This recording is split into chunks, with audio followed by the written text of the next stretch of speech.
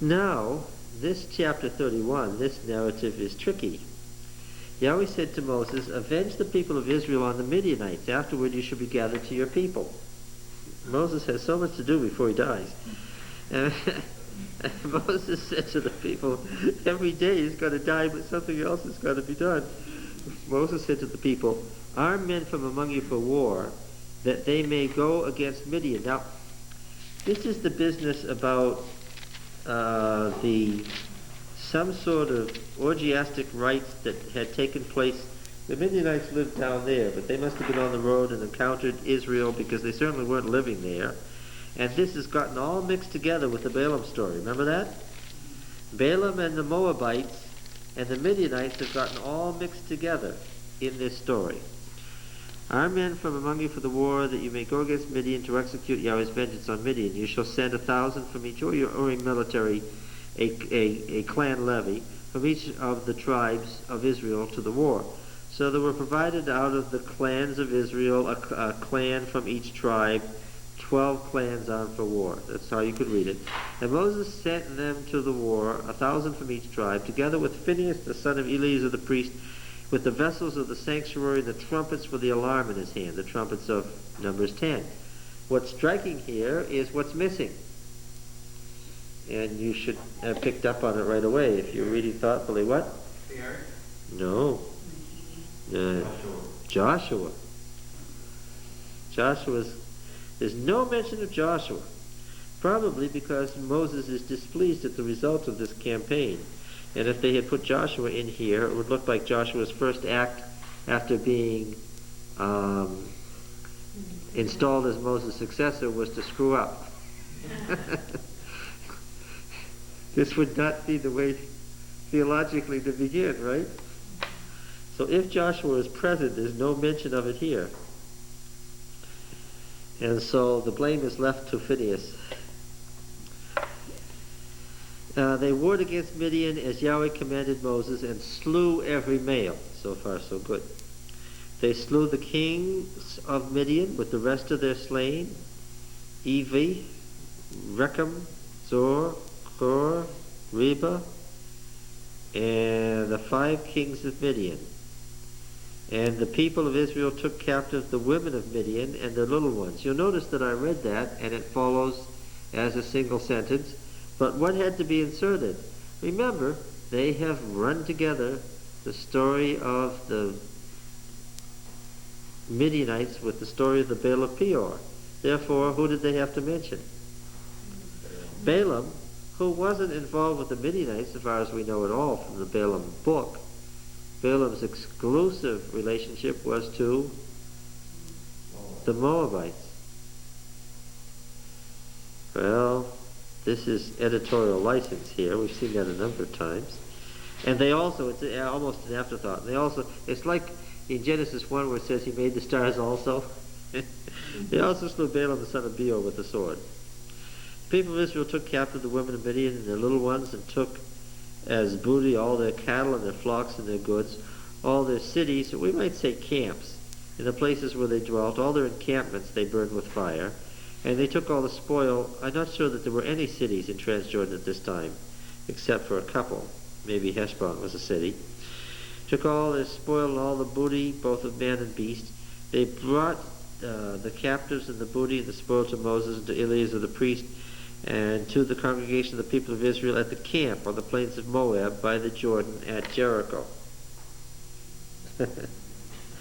There's a completed statement too. Moses and Eleazar the priest and all the leaders of the congregation went forth to meet them outside the camp. And Moses was angry with the officers of the army, the commanders of the thousands and the commanders of the hundreds. This is why Joshua isn't mentioned, I'm sure, who had come from the service of the war. Moses said to them, "Have you let all the women live? Behold, these caused the people of Israel by the counsel of Balaam to act treacherously against Yahweh in the matter of Peor." Now we seem to be thinking of the Moabites. "And so the plague came among the congregation of Yahweh. Now therefore kill every male among the little ones, and kill every woman who has known man by lying with him. But all the young girls who have not known man by lying with him, keep alive for yourselves. And camp outside the camp 7 days. Whoever of you has killed any person, whoever has touched any slain, purify yourselves and your captives on the 3rd day and the 7th day. You shall purify every garment, every article of skin, all work of goat's hair, and every article of wood. Right under the purification manual in Leviticus. Eleazar the priest said to the men of war who had gone to battle, "This is the statute of the law which Yahweh has commanded Moses. Only the gold, the silver, the bronze, iron, tin, and lead, everything that can stand the fire, you shall pass through fire. It shall be clean.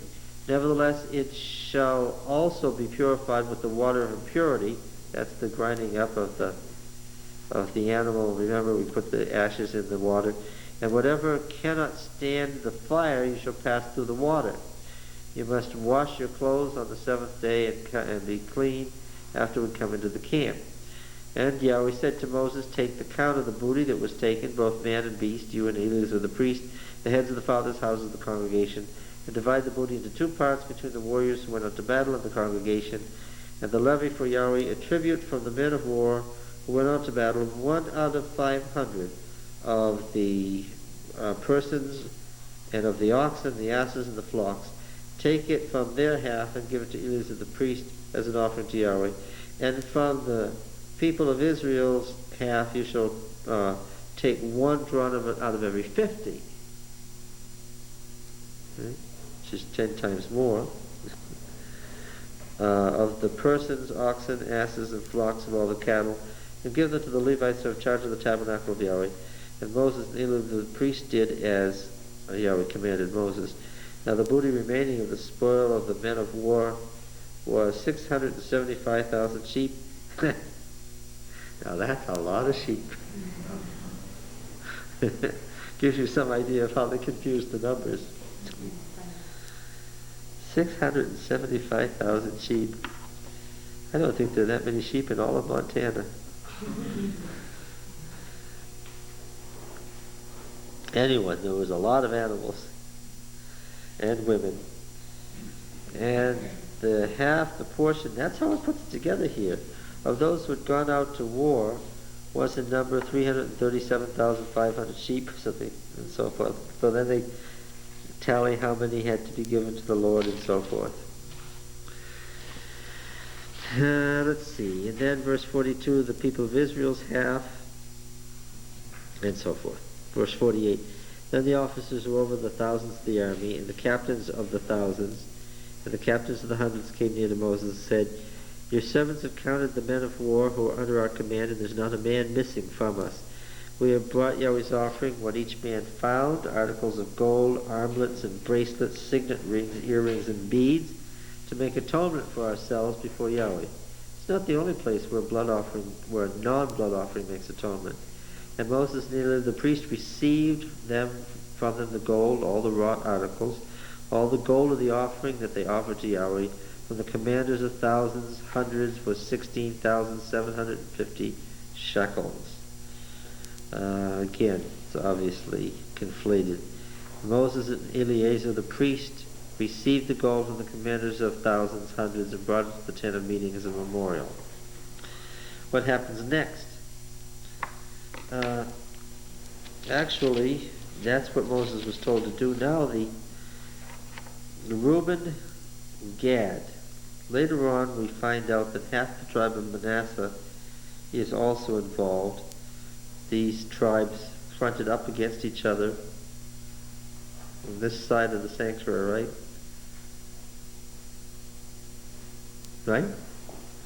Reuben, Gad, and Manasseh.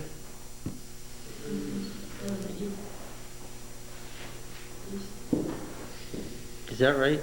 Reuben, Gad, Manasseh. And then there's Ephraim and Benjamin.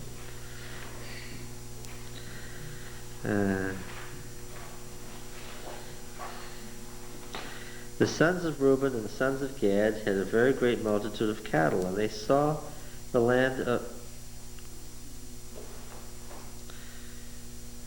We might say something also about this, that these... Well, we'll come to chapter 33 before we say that. Anyway, the land of Gilead, behold, the place was a place for cattle. It's a high tableland, semi-arid. So the sons of Gad and the sons of Reuben came to Moses and to Eleazar the priest, to the leaders of the congregation, Uh, um, there's a confusion here. And to the leaders of the congregation. The leaders of the congregation are not named Adarath, Dibon, Jazer, Nimrah, Heshbon, Eleala, Sabam, Nebo, and Beon. What are those? Yeah. So make sure your Bible divides this correctly. This is a quote. Mine misdivided. This is a quote. The land which Yahweh smote before the congregation of Israel is a land for cattle, and your servants have cattle. He said, if we found favor in your sight, let this land be given to your servants for possession. Do not take us across the Jordan. Moses said to the sons of Gad and Reuben, shall your brethren go to war while you sit here? Why will you discourage the heart of the people of Israel from going over to the land which Yahweh has given them? Thus did your fathers, when I sent them from Kadesh Barnea to see the land.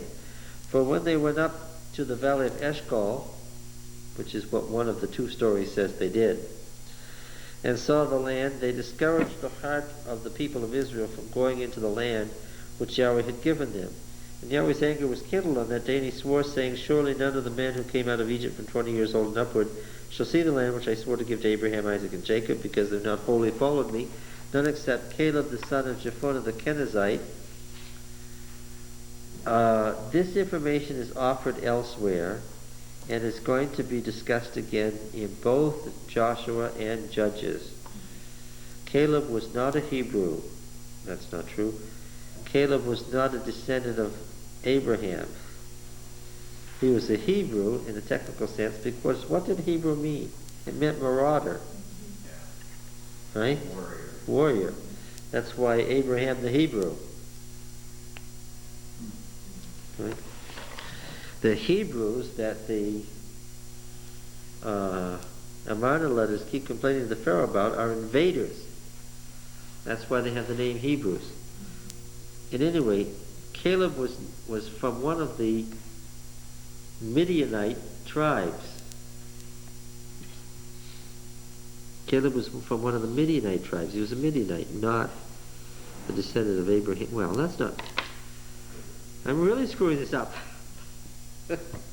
Why am I backing off again? Because he was an Abrahamite, but not a Jacobite. Thank you. I knew I could get to it eventually. I'm trying to say he wasn't descended from one of the 12 tribes who came from Jacob. I couldn't say he wasn't a descendant of Abraham. Why? Because Midian was one of Abraham's children, right? Anyway. Yes. And Yahweh's anger was kindled against Israel, and he made them wander in the wilderness 40 years until all the generation that had done evil in the sight of Yahweh was consumed. And behold, you have risen in your father's stead a brood of sinful men to increase still more the fierce anger of Yahweh against Israel. For if you turn away from following him, he will again abandon them in the wilderness, and you will destroy all this people. So, that is such a strong no that you would think that that would put an end to the matter, and that would have been it. That would have been a no, a real no. But it says, then they came near to him and said, so they thought it over. They came with the second proposal. What was that? They would send the army with them. We'll send the fighting men from these tribes. We'll go with you. In fact, they'll go at the head. But everyone who is not a fighting man, and the cattle and the families, and will take possession of these cities and pasture lands and stay here. And just the warriors will go across the Jordan. Verse 20, so Moses said to them, if you will do this, if you will take up arms to go before Yahweh for the war, then every armed man of you will pass over the Jordan before Yahweh until he's driven out his enemies from before him, and the land is subdued before Yahweh. Then after that you shall return and be free of obligation to Yahweh, to Israel, and this land shall be your possession before Yahweh. But if you will not do so, behold, you sinned against Yahweh, and be sure your sin will find you out. Famous line, huh?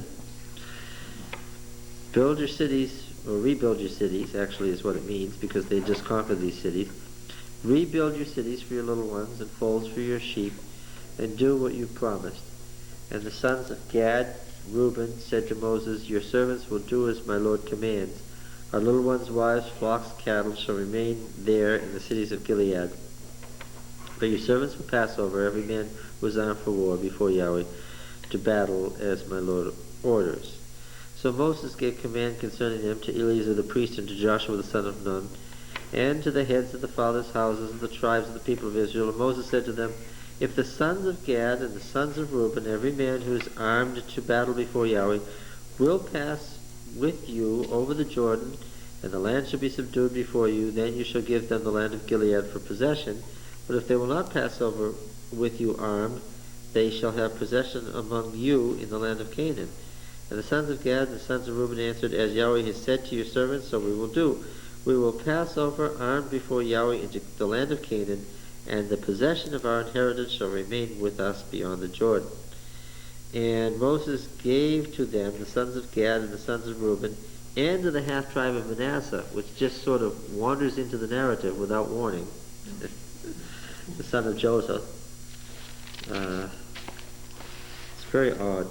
The kingdom of Sion of the Amorites, the kingdom of Og, king of Bashan, and the land and its cities and the cities of the land throughout the country. And the sons of Gad built Dibon, Adaroth, Aroer, Adaroth, Shophan, Jazer, Jogbeha, and so see, they're naming just the fortified cities with villages around them. Beth Nimrah, Beth Haran, and folds for sheep. And the sons of Reuben built Heshbon, Elealeh, Kiriathaim, Nebo, Baal-meon, and Sibmah, and they gave other names to the cities which they built. And the sons of Machir, the son of Manasseh, went to Gilead and took possession, and dispossessed the Amorites who were in it. Moses gave Gilead to Machir, the son of Manasseh, and he settled in it. And Jair, the son of Manasseh, went and took their villages and called them Havoth Jair. And Nobah went and took Kenath and its villages and called it Nobah after his own name. It's the end of a narrative. Now, chapter 33, the famous Numbers 33. I seem to that was so like a real shrewd political move for Moses. And here's the geographical barrier which could have looked at people in Transjordan thinking of themselves as sort of their own group there, or people on this side. As an independent state. Yeah. Yep, that's what Moses was trying to prevent. That's exactly it. Now, Numbers 33. What? But Reuben did remain nomadic, didn't he? Wandering around. Yeah, because what were they staying in Transjordan for? What was their purpose? It's a nomadic life. You can count the cities that they had on one hand in all of Transjordan. It wasn't a settled area, it was a nomad area. And that's the life they wanted. Because going over the Jordan, they were kind of held up in the high places. They didn't have any good land when they went over. It was heavily forested. They needed an open land. Canaan was forested at the time. You had to get far enough away from the coast that there wasn't enough water to have a lot of forest. And that high tableland in Transjordan was what they wanted. Mm-hmm. These guys, when it talks about cities too on this side of the Jordan, they're probably only talking about those semi-permanent camps that the Bedouins still go from place to place. Yeah. They're sort of some structures, but they're only like storage depots and ovens. Yeah. And then they kind of go from... Things you could use to camp, not things that you used if you were living in a city. But they did dig ditches and stuff around them to fortify them. Mm-hmm. Much like the camp of Israel. Yeah. Now, let's say something about, before we read this, let's say something about this. This is the famous itinerary about which there is so much argument. Numbers 33 is, as you can imagine, a scholar's gold mine. Here are all these places known and unknown. And every scholar wants to straighten it out and figure out what it's all about. Let me just read a couple of paragraphs. I'm reading from Aharoni, Land of the Bible. In addition to this literary tradition, there is preserved in the Bible a summary of the stations in the wilderness wanderings, which lists 45 stations and settlements on the way from Ramses to the plains of Moab, Numbers 33, including many places which are not mentioned in the literary accounts of the Exodus and Numbers. Opinions are divided as to whether this list is based on ancient sources or whether it is nothing but a sort of itinerary of desert roads from the kingdom period. But at any rate, it's clear that this is the most complete geographical list of the southern desert. The first 5 names are taken from the stories of the Exodus from Egypt, and after mention of the sea, the Reed Sea, you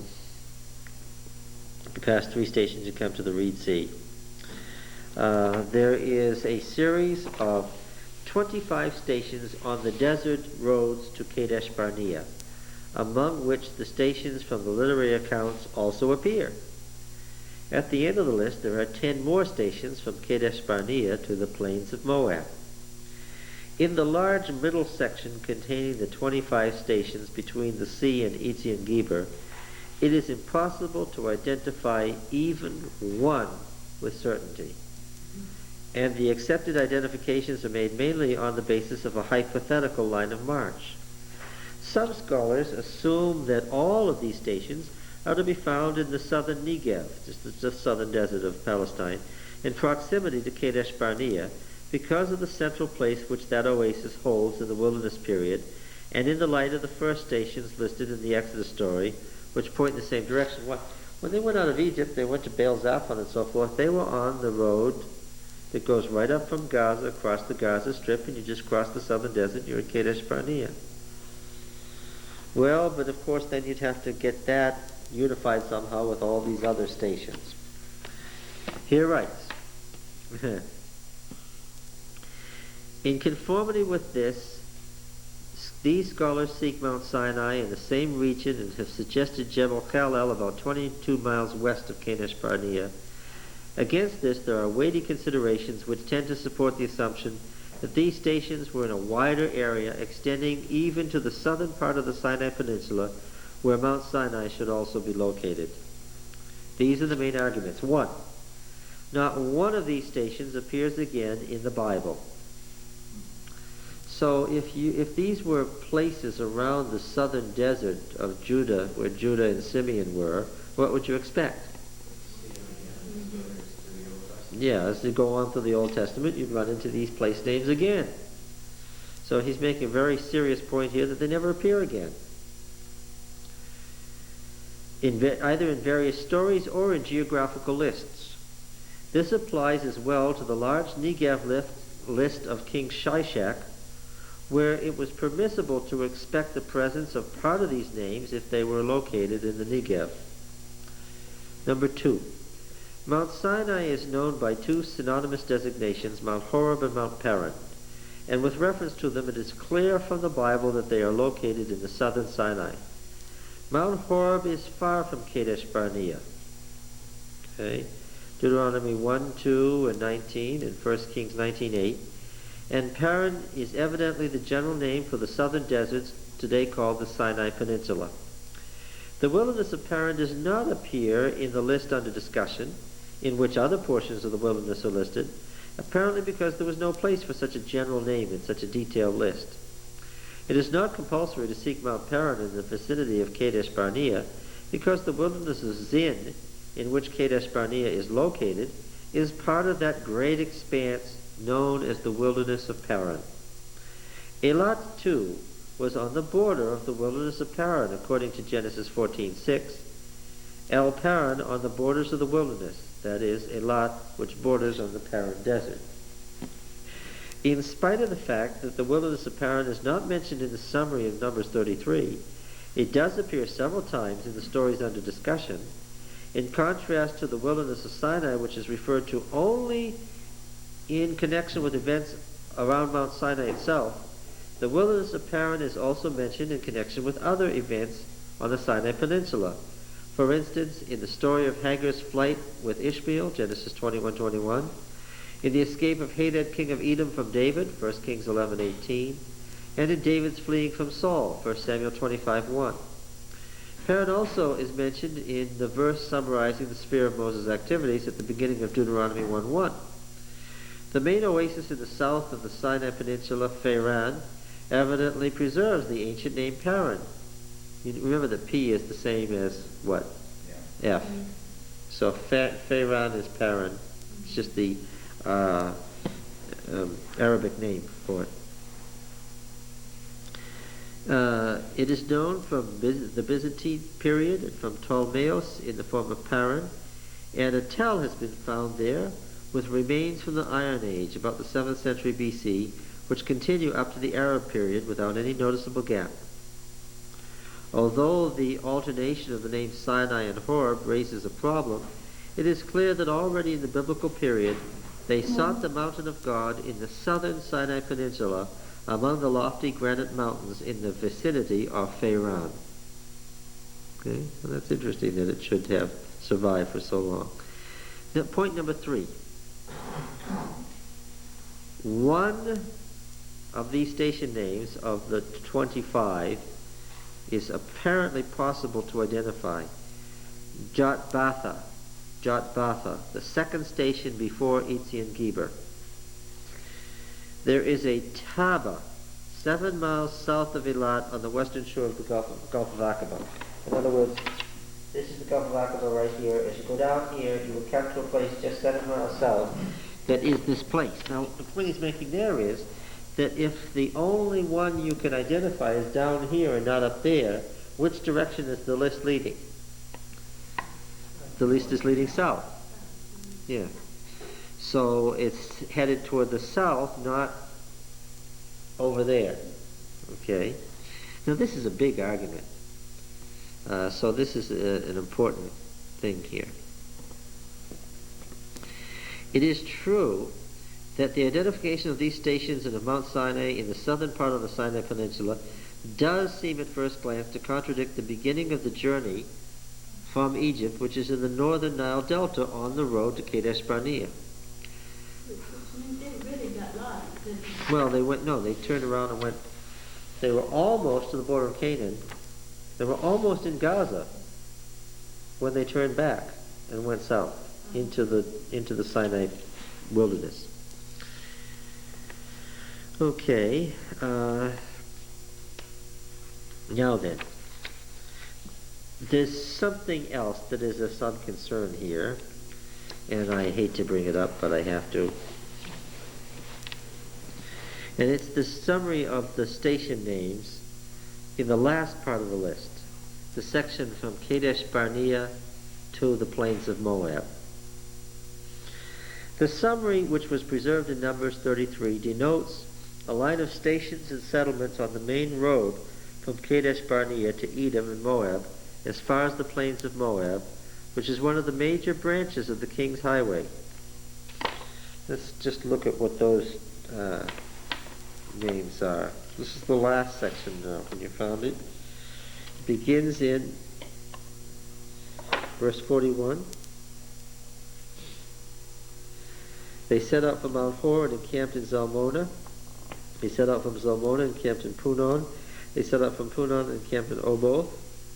They set out from Oboth and encamped in Iye Abarim in the territory of Moab. Do you notice where it says that was?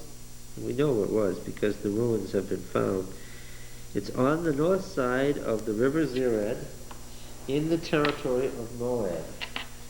Here's the river, and you remember that the Zered was the river that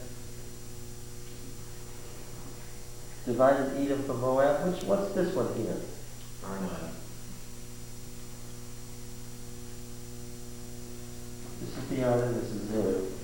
The Ye Abarim is here, just on the north side of the river, on the main branch of the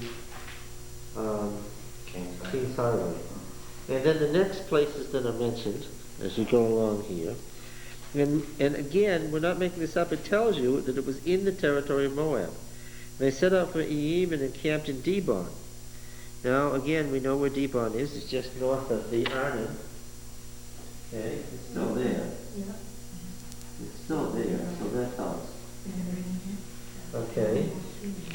Does anybody sense a problem yet? Has anybody figured out what the problem is? They set out from Dibon and camped in Almona Diblathaim. They set out from Almona Diblathaim and camped in the mountains of Abarim in front of Nebo. Well, of course, as you know, Mount Nebo is right here. So they come down off the mountain right to about here on the plain. What is the problem with that as an itinerary? No, it's not a problem. They should be going north. Anybody remember what we talked about last week? Yeah, what? No, what did they have to do? They had to go all the way down to Eilat, from Kadesh Barnea down here, and then they had to go out and along the desert road on the edge of the desert, right? What makes us think that?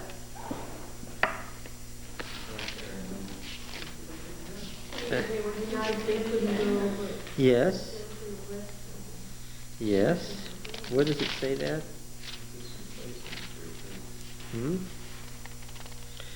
Exodus. Numbers 20, verse 14.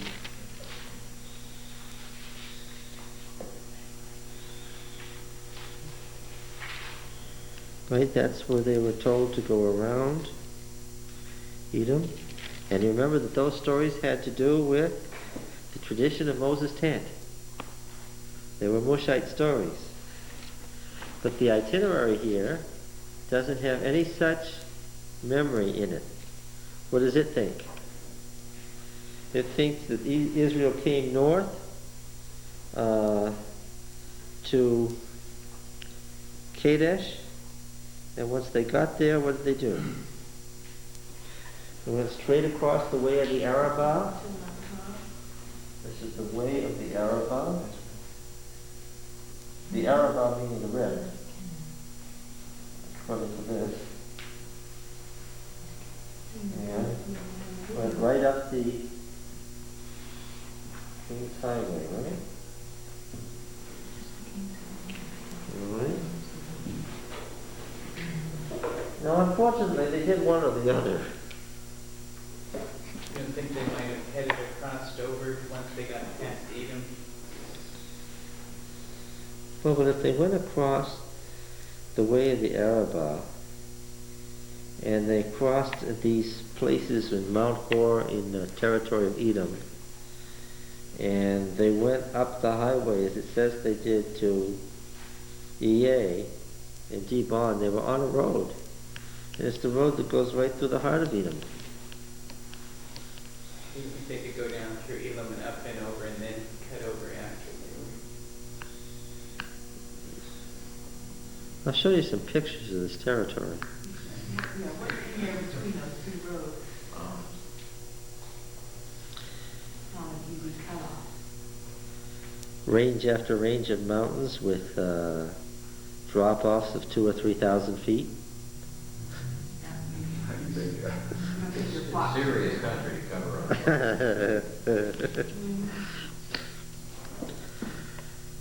I remember in Petra going around a cliff that you couldn't see the bottom.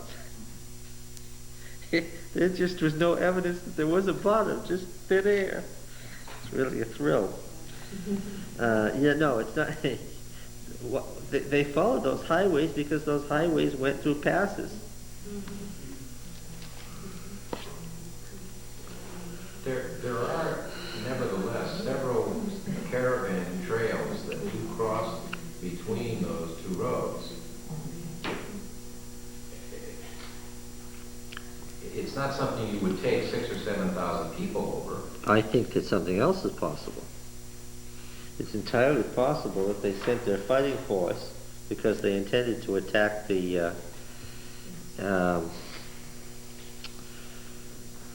we don't know what tribe they were. They're just called Ammonites, Amorites, which just means Westerners. But somebody had recently dispossessed the Moabites and pushed them south. And Israel's fighting force attacked them. And it's perfectly possible that they took the women, the children, the flocks, the herds, and the main body of the people out along the wilderness for protection and sent the fighting force straight north along the King's Highway, despite what the Edomites said. Or even as a diversion. Yeah, so it's possible, but it doesn't tell us that. That's the problem. There's a way to explain it, but if you explain it, it's extra biblical. What you have is two different stories. And what to make of it is... We've never had that before. No, this is unusual. Yeah, okay. All right. Does everybody understand what the issue is? Well, there's a story, in what chapter is that? Numbers 20. It says explicitly that they left Kadesh, they wanted to go this way. The Edomites told Moses, forget it, you're not coming to. Send them the armed force to the border.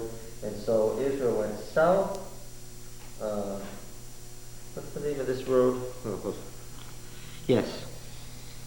The way of the Amorites. They went south. In other words, the western road. And they went down to Elat. They got to the ocean, right to the sea. Then they went north, and they took the road out along the Arabian desert,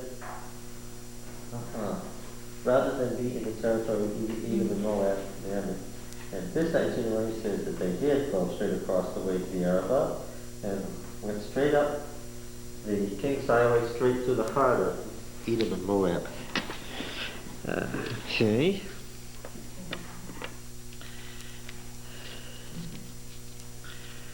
All right, yes. Was the King's Highway the border of Edom and Moab, or did they actually extend beyond the King's?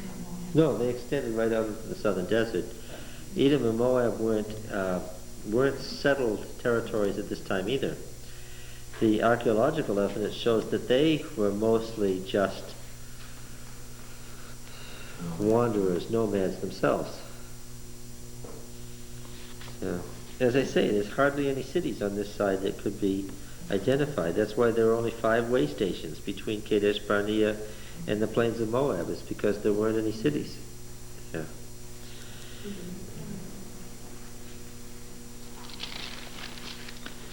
All right.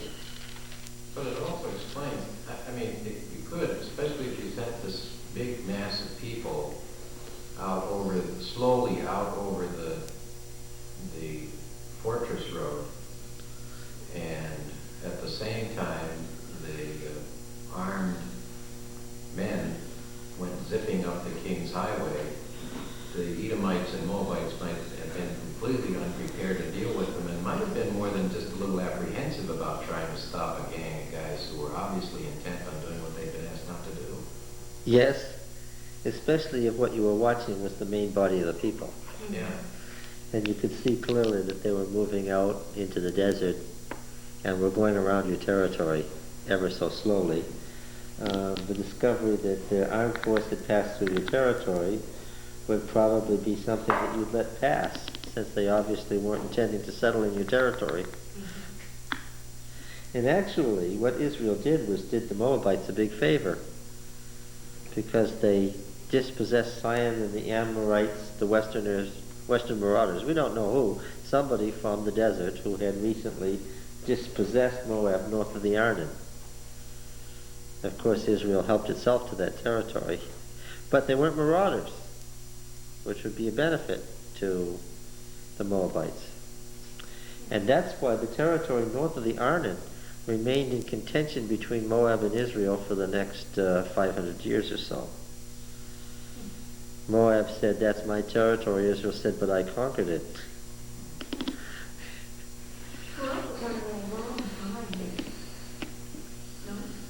I don't know how long it would take. It would take a couple of months anyway. But I mean, the period of time that from here to here was a long period of time, from the beginning of leaving Egypt. Oh, the 40 years. Yeah. Yeah. To get from wherever to wherever. Well, they might have gone back and forth over some of these way stations again and again with animals. Just changing from pasture. Yes. That sort of thing. Yeah, in a cyclic manner, the way Bedouin do to this day. 1/3, this country on this east side of the Jordan today is the Kingdom of Jordan. And 1/3 of that country is still Bedouins, still people who live in tents and wander. with their animals. And this whole area here is still peopled by people who live that way exactly. Well, there's a site there, by the way, that is entitled, where there was a bronze mine, no, a series of bronze mines, that is titled, the name of that settlement was Nachash, which means serpent. When they probably made bronze serpents there, and there's that thing about the serpent that Moses made, the bronze serpent, right at that place. All right, now then. When we're talking about places, it's interesting. It's almost mind-boggling. Some of these places in the stories that we're looking at have been continuously populated by cultured peoples for almost 4,000 years. Yeah, 40 centuries. And we talk about old cities in this country that Yeah. are 300 years old. In Petra, the original site of Petra, up the wadi, just the dry canyon, was prehistoric and was from the Stone Age. They had flint arrows, and they had beautifully made stone implements, but no pottery, not one little shred of pottery, and no metal implements. Round houses with breaks in the base, just like you see in Europe, with little spaces where you could put the stalks of reeds that you could bend over, because there was enough water in the river then for there to be reeds. Now that was before Stone Age. Now that's 3000 BC, and you could see their stone ovens and so forth. Now we're talking about a place that folks have been living there for 40 centuries. That's old. And I'll show you pictures of it. We should look at pictures of some of these things. Maybe I could save thousands of words.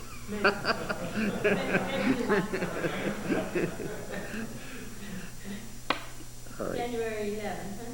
Yeah, January 11th. We'll do some pictures. There'll be a way of easing back into this. Verse 50. And Yahweh said to Moses in the plains of Moab by the Jordan at Jericho, say to the people of Israel, when you pass over the Jordan, you almost get the impression he's not dead yet. Say to the people of Israel, when you pass over the Jordan into the land of Canaan, then you shall drive out all their inhabitants of the land before you, and destroy all their figured stones, destroy all their molten images, and demolish all their high places. And you shall take possession of the land and settle in it, for I have given the land for you to possess. You shall inherit the land by lot according to your families. To a large tribe you shall give a large inheritance, and to a small tribe you shall give a small inheritance. Wherever the lot falls to any man, that shall be his. According to the tribes of your fathers you shall inherit. But if you do not drive out the inhabitants of the land from before you, then those of them whom you let remain shall be as pricks in your eyes and thorns in your sides, and they shall trouble you in the land where you dwell. And here's a statement pregnant with theology. And I will do to you as I thought to do to them. Now the Deuteronomist is going to make a big deal of that sentence. All right. Because what is it saying that he's doing to them? Verse 52. What is it that is going to happen to them? They are not annihilated in this passage. What are they? They're driven out. And if Israel doesn't drive them out, then what? Then God will drive them out, which is a prediction of an exile. And he's also going to break up the idols, and in order to set up his image within the people, he has to, because the molten images are demolished and all the high places and destroying all the pagan worship. Yes, otherwise they will become the pagans, who are the successor pagans. And this is a forewarning of where Deuteronomy is going to go. Right? There came to be an exile, right? And they had to explain how there was an exile if there was an unconditional covenant with Abraham. Do you get it? God promised Abraham the land. And he didn't promise Abraham the land if your children are obedient. Right? He just said what? I'm going to give you the land. Then how do you explain an exile if there was an unconditional promise to Abraham? That's what the Deuteronomist had to deal with. Okay? And here he begins to find his source right here. All right, now, 34, the boundaries. Command the people of Israel, say that when you enter the land of Canaan, your south side shall be from the wilderness of Zin along the sides of Edom, and your southern boundary shall extend from the salt sea on the east. Your boundary shall turn south to the ascent of Akrabim and cross to Zin, and its end shall be south of Kadesh Barnea.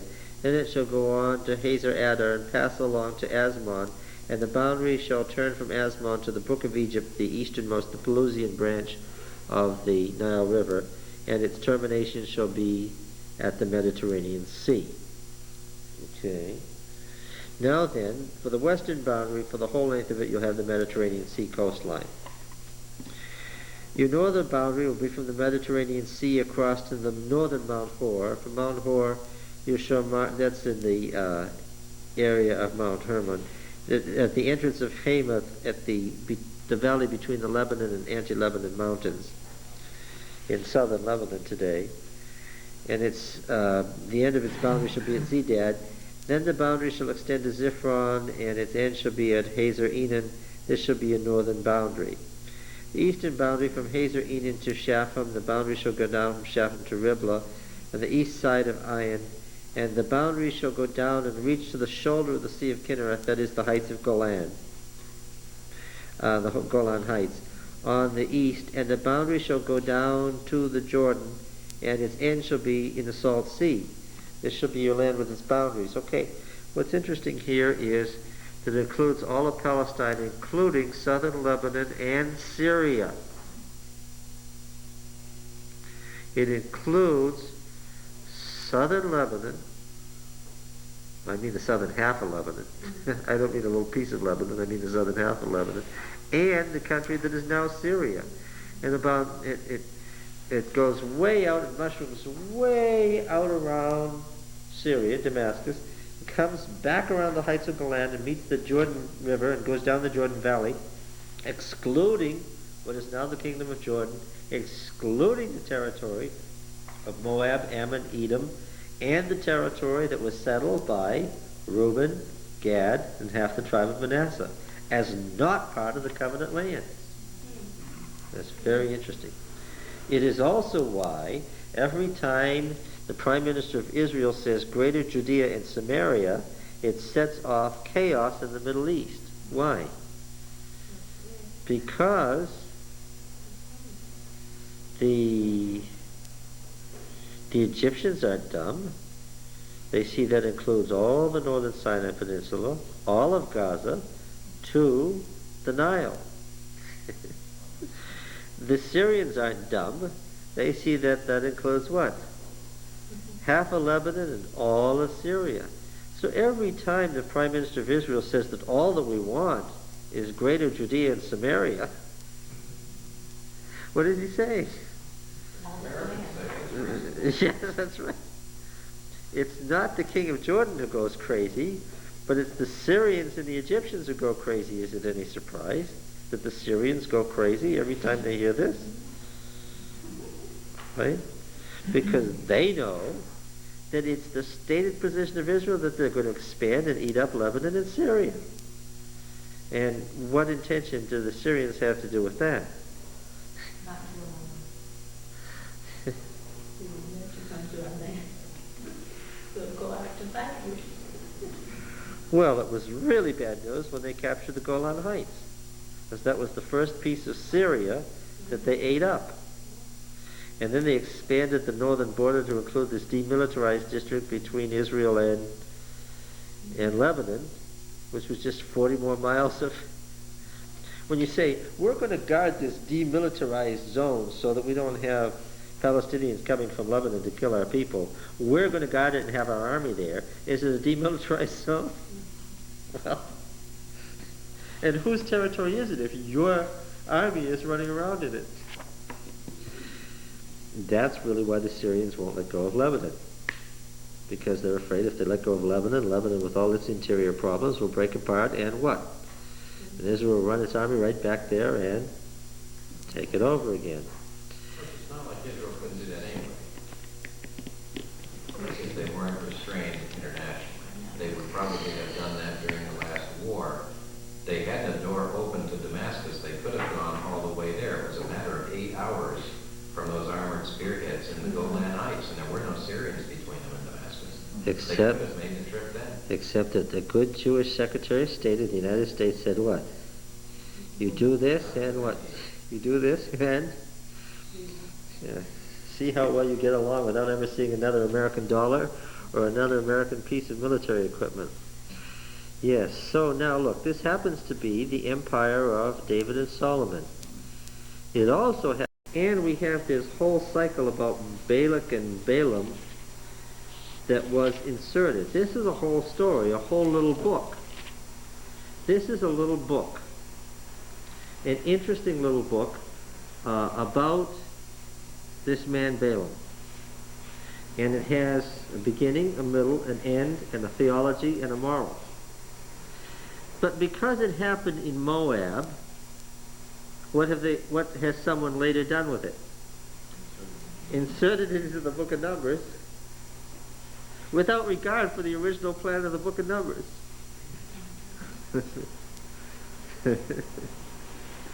Is that all right?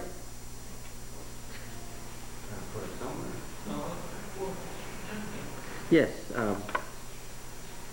I would have liked to have it like the book of Ruth, which was appended to Judges outside, but left as a little book all by itself, standing sweetly off to itself. It kind of destroys the book of Ruth to be stuck in the middle of the Judges, wouldn't it?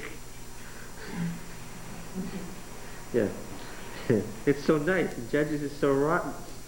Could it be that some of these appendices are some of the books that were referred to? Well, no, they're not poetry. There's no pieces of poetry about the wars of the Lord. There's no pieces of poetry about digging wells or anything like that. There's no ballads. Good try.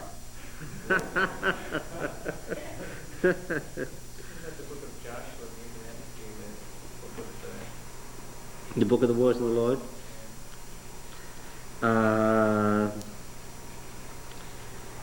Yeah, except that Joshua shuts off its poetry to the book of Jasher.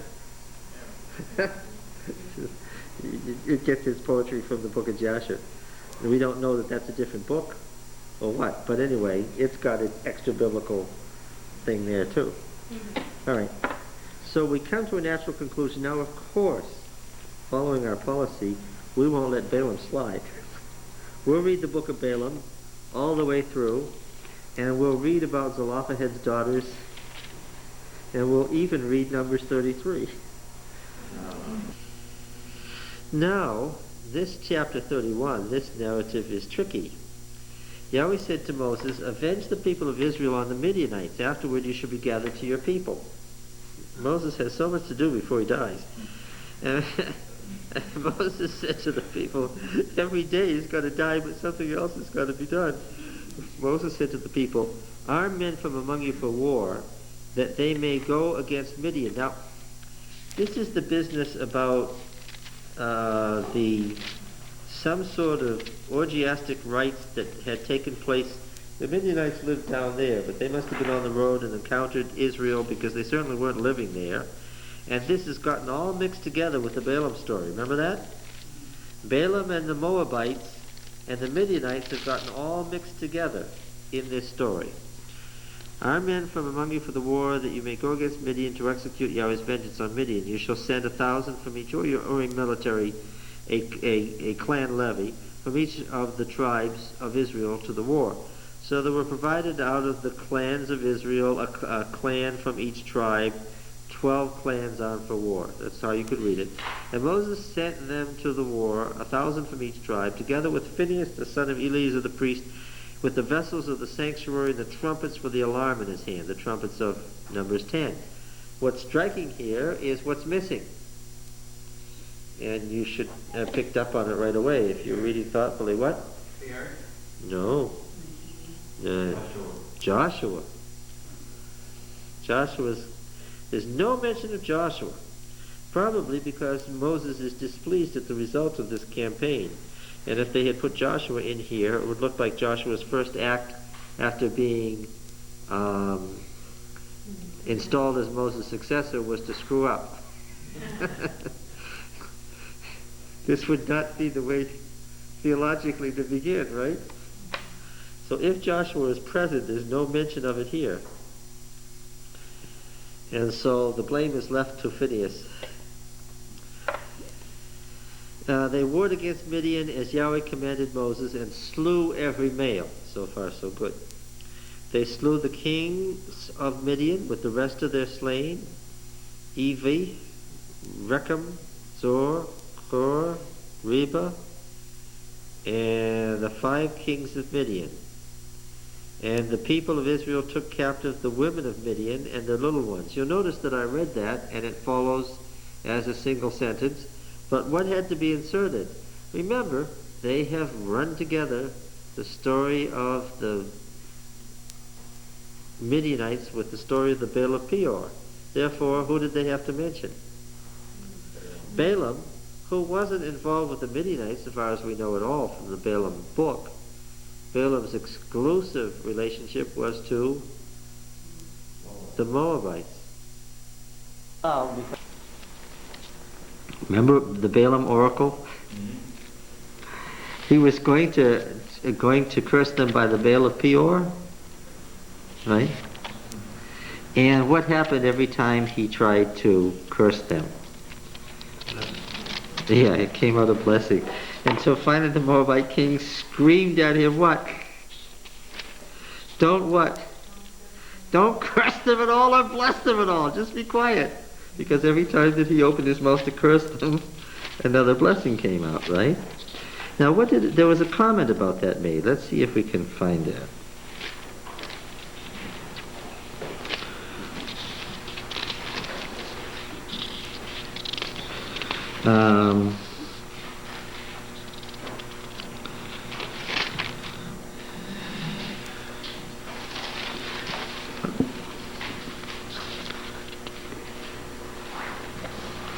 In the 22 of what chapter?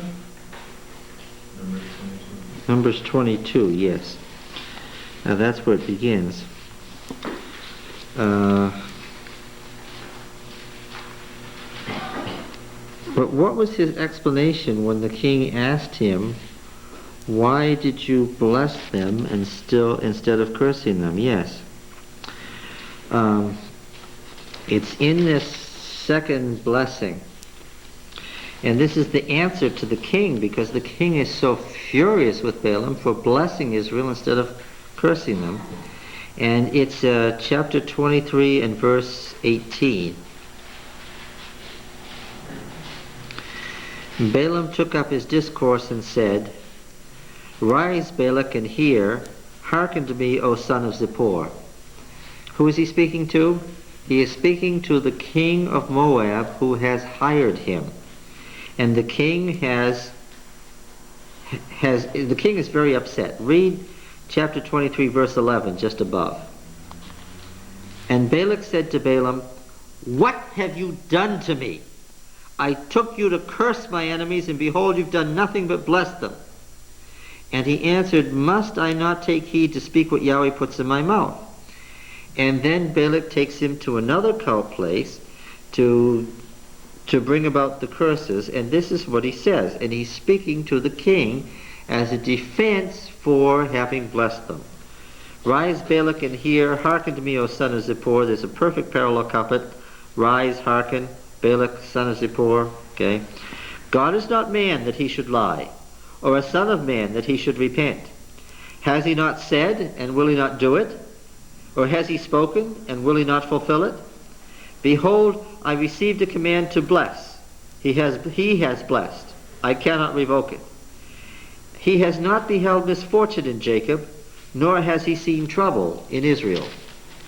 Yahweh their God is with them, and the shout of a king is among them. God brings them out of Egypt. They have, as it were, the horns of a wild ox. For there is no enchantment against Jacob. There is no divination against Israel. What does it say? That's his key defense. What?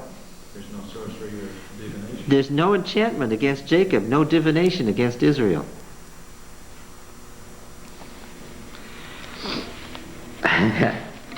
By the black arts, through demonology and Satanism, it would not be possible to cripple the church. You couldn't go out and draw a pentagram and a circle and light some candles and cut off a goat's head and hurt the church. Ultimately, the king figured that out. What's the way to hurt God's people? Get them to sin. So he figured out, yes, they have to do it themselves. They have to repudiate God and sin, right? So he gave up the attempt through demonology to curse them because he found out that what? Demonology could not stop Israel. Now, what kind of a people was this where the black arts didn't work against them? Why did the black arts not work against them? Because Yahweh what? Was with them. No, not that Yahweh was with them, but what? He had control of the demons. That's what no ancient religion believed. So that it was not two independent powers, good and evil, struggling against each other. It was what? There's not great monsters in the underworld independent of Yahweh. What? Genesis 1. The great monsters what? Were made by God. This, of course, led to all sorts of theological questions that are still with us today. If God is in absolute and total control of good and evil, why do we have evil and suffering? That's for the book of Job and 2nd Isaiah. We'll come to that later. The point is that, difficult though it might be, the Bible teaches God is in absolute control of good and evil. Total control, that nothing can happen apart from his absolute control. That's what divine sovereignty is all about. Because this is Sukkoth. Sukkoth is still a village, and that's the mound, the tell, or hill in Arabic. That was excavated. This is Deir Alla. This is where the Deir Alla texts were found, right here in the flat Jordan Valley, right east of the territory that was once Ammon, in indeed the territory that was claimed by the Ammonites. And what was discovered here is very interesting. The Deir Alla texts. A quick thinking worker happened to notice that the plaster he was breaking up had writing on it. And he said, oh, the plaster has writing on it. So he stopped breaking it up, and they saved it and pieced together what they could, and they had a long series of texts from the 8th or 7th century BC. The Oracle of Balaam, the prophet of the nations. Written in a language that is clearly not Hebrew, and has been identified as a sister language as Ammonite. There's enough stuff from what used to be the Ammonite area to recognize the alternate forms of Ammonite, just a sister language of Hebrew. And then there follows a long series of texts or oracles or prophecies by Balaam the son of Beor, the prophet of the nations. Okay? This is the 8th and 7th century BC in Ammon. Why is this significant? Oh, one of the passages says that Balaam was from the Euphrates, but another one says he came to Moab from where?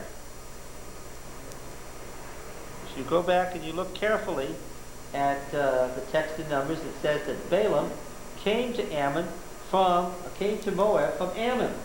Why would the Ammonites have been helping the Moabites curse Israel? Israel was moving north in Transjordania. It moved through Edom,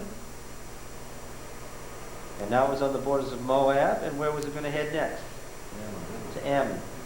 They leagued together, and this Ammonite prophet made oracles, and these oracles are related to those that we find in the book of Numbers.